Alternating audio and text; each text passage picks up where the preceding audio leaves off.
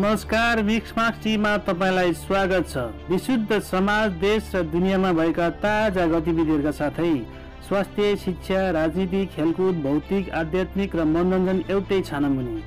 तपाईको हरेक इच्छा पूरा गर्ने यस च्यानललाई आजै सब्स्क्राइब गर्नुहोला। धन्यवाद।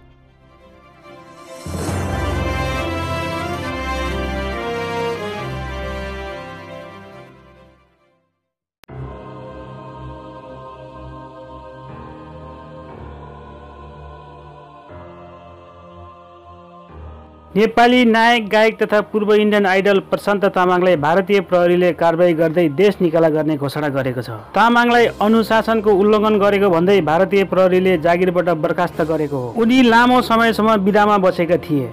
लगभग 1870 दिन उनी घायल भएका थिए। तामाङ लामो समय बिदा बसेपछि भारतीय प्रहरीले यस्तो कारबाही गरेको हो। उनका बाबु पनि प्रहरीमा कार्यरत थिए। सेवा गर्दा गर्दै मृत्यु भएपछि सट्टामा उनलाई राखिएको थियो। नेपाली फिल्म र म्युजिक भिडियोमा व्यस्तताका कारण उनी सेवामा जाने समय मिलेको थिएन। उनले अभिनय गरेको चलचित्र गोर्खा पल्टन सुपरहिट भएको थियो। हाल उनी पर्दामा देखिएका छैनन्।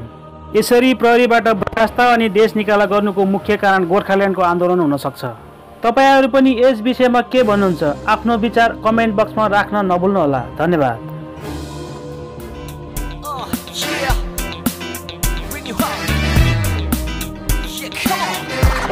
come on.